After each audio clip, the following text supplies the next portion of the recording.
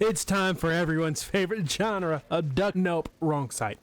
I mean isekai. Yeah. As we look upon a group of background characters, if there's ever been some, as our champion Ji-young wakes up to find himself in an unknown location surrounded by a bunch of New York City extras, as then a heavenly beautiful woman appears and everyone starts freaking out as they just realize that they're surrounded on all fronts by some onion-eating ogres. Let's see what Ji-young's thoughts are about his current predicament. I knew I should have cleared my hard drive. God, I hope they don't find the folder with 10 terabytes of fur. And that's enough of his thoughts for now, as then some of the other unwilling residents are in an uproar, demanding to unlock the door while some try to calm everyone down. As one of them asks Ji-young, does he remember anything? Start off by being grabbed, as that means this being a dream is now officially out the window, as the holy figure proceeds to Professor X everyone and start doing the brain talk. She explains the whole gist of the predicament, but after the very standard typical isekai tutorial shtick, Ji-young gets gifted a spear. Now, why would he possibly need a spear, you might ask? Oh, that's because the ogres seem to really want them out of their swamp. That's right, Ji-young, the clock's a ticking. As she then tells everyone they should probably open up their status windows. They all do, to see all those beautiful statistics. Let's see what Ji-young thinks of his stats. What am I supposed to do with this? Are these stats good, bad, or ass? Some context would be great. Wait. Attribute. Don't know what it is, but button glow I click. Hold up. Wait, am I broken? Holy mother of God, I might be fucking cracked. Never fucking mind then. Oh, so you're trying to nerf me, huh? With his thoughts being substantially better than his first ones, the goddess then wishes them the best of luck. Fuck her luck. More skills would be appreciated, as the local population have come to reclaim their swamp, when we hear a man yelling in the distance. Are you all stupid? Use the weapons that we were given. What do you think they're supposed to do? Use to pleasure yourself? No, to kill our enemies. Unknowingly, this man has now caught the eye of someone he really shouldn't have with those stats. Ji-young, your thoughts on this new discovery? My new cum sock. What do you think he means by that? Knock, knock, open up the door, it's real. Seems like the Rough Riders have officially kicked down the door and are doing what they do, as Ji-young tells his old Saki boy to take care of the ones on the front and he'll assist him with the robbing goblins that appear behind him. Mr. Sock can't believe he actually convinced someone to fight. Ji-young can't believe he found someone stupid enough to want to fight, as they get interrupted by a goblin biker as Young saves his senior Saki's ass. Mr. Saki's so thankful for him saving his ass. Oh, Mr. Saki, you've fallen for the sweet sin of a Venus flytrap, you naive fool. They keep fighting for their fucking life to survive round one of transit, as they manage to make their way over to get past go, when somebody behind them tells them not to drink the juice. Ji-young turned around and oh no, he's been caught in the diddler party. May God rest his soul and give him peace. But wait, Ji-young's going to save the day of the loot. Oh my goodness. How could he just do that to him? Just what could Ji-young be thinking? Well, he's not going to be needing all this baby oil now, is he? I regret so much. As the Sockness monster grits his teeth and moves on, cause ain't shit he can do about that issue. As the young man unfortunately becomes another tragic tale of the diddler. Okay, let's try this one more time. Ji-young, your thoughts on the situation? May you remember me not for what I've done, but for what I will do, as I personally would never let that shit happen to me. Marginally better, as they manage to find a bit of a hidey hole to take cover under, as they, well, mostly Ji-young, must now deduce where they are. Oh, I can give them a small hint. They're not in Kansas anymore. Ji-young, while strategizing, deducing how everything works and what's the best course of action would be, when, holy cow, was that Mike Wazowski? Wow, I loved him in Monster Inc. Well, at least I did. And let me tell you what, you're hilarious. And he killed him. Listen, guys, maybe he just fell on hard times. Was there really a need to kill him? And your stats increase after that. Are you proud of yourself, you monster? Get it? Monster? See, if I can do it, that sure as hell means that you can do it too, my compatriot. You better not be useless. What should I call you? Oh, Mr. Sock, I'm gonna use you till the stitching tears apart. Call me Lee Gi-young. Well, I'm Park Dagoo, but you can call me Park for short. After properly introducing themselves to each other, Ji-young takes some quick measurements of Park and makes him a scarf. Now, did Ji-young do this out of the goodness of his heart to build a deeper bond with Park? We all know why he did that. As they say, a sucker's born every day. Now it's time for them to actually get the fuck out of here. Then, from a distance, they can hear it screaming, as they turn to see a young maiden crying as she's running towards them, and what in the simp army is following her? Huh. I wonder if this is what Pokimane feels like. As both Gyeong and Park make a business decision, as I'm sure that lady will figure it out on her own. Now let's go down to the field to get the live play-by-play from Gyeong himself. No, no, no, no, no, no, no, no, no, no, no. Absolutely not. I do not want to know, nor do I care to find out how. But wait, what if mind's eye? What? What? Hey, Gyeong, I know she was hot, but I would really prefer not to die like this. No shot. What in the fuck is that rank? Son of a vixen. Park, we have to save her. So, Gyeong, you were a simp all along, huh? Oh, dang. You caught me. Love at first sight, eh?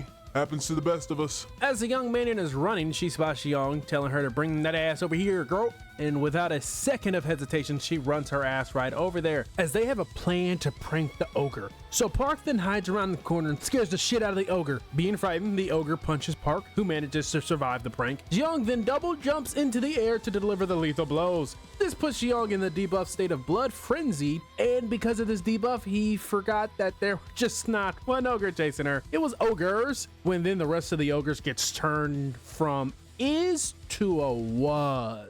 Gyeong turns around and look at who could have possibly done that, as we then get a look at the face of the man who did that, and oh buddy, looking at that face, we already know who this is. As Gyeong is taken aback by the young, definitely not a regressor man, as Gyeong immediately takes a peekaboo at those stats. Oh baby, that's a 777 jackpot. And oh, would you look at that? Does that say regressor? Fuck a jackpot. He's now officially won the whole ass casino. Gyeong, your thoughts? A regressor? No way. I'm about to bust the fattest nut. That's enough of that for now. That's right, Gyeong has found not the golden but platinum boy, as Kim Hyung Sung then asks what their power level is, as Park wraps his arms around Gyeong, who would heavily prefer if he didn't to say they're pretty strong. Kim looks at Gyeong full of doubt, like he can't believe Park. I mean, personally, what reason could he have not to trust him? As Gyeong then decides to introduce himself, as the girl from earlier is hiding like a rabbit in the background, or the monster underneath the bed, or in the closet. As Gyeong then proceeds to do what he does, as Kim then mentions how he set up a camp for survivors, and there's about 30 of them. Oh, Kim, you should not have said that, because all he's done is officially make himself a mark. So Gyeong would love to go to this camp with all the survivors. Letting the fox into the chicken coop. Classic. As they're about to leave, all right, she did have an existence. Upon seeing this girl, Mr. Regressor does what regressors do, and this sends off a signal in Gyeong's head that, oh, he may have inadvertently just caught a big fish, as she then actually thanks him.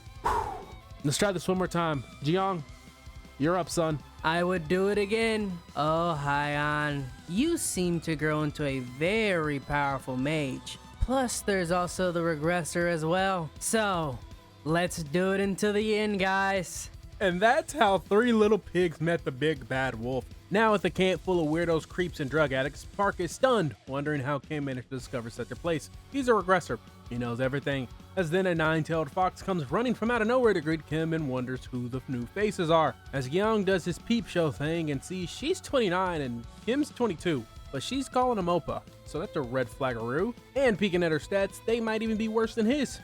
Gyeong, your thoughts? So what now? What in the fuck is this supposed to mean, Richard? Why would it say that? Who the fuck is writing these Yelp reviews? Let's see, it also says she's a master manipulator. Hold, this might actually be onto something. Wow, you're a big one. Thanks. Grind doesn't stop. Call me Park, and that's Gyeong over there. And, Oh, actually, you can just call me Hyan. Nice to meet you. Wait a minute, I know those eyes. Is she trying to figure out our worth for her? So Park passed easy because he looks like he plays middle linebacker for the Jets. But we probably failed. Wait a minute, when did Hyan injure her leg? Better question, why is she still hanging on to me? As they say, birds of a feather. Gyeong was absolutely correct. She was indeed evaluating everyone's worth to her, as she keeps buttering up to Park, but it's useless, as he already has baby oil.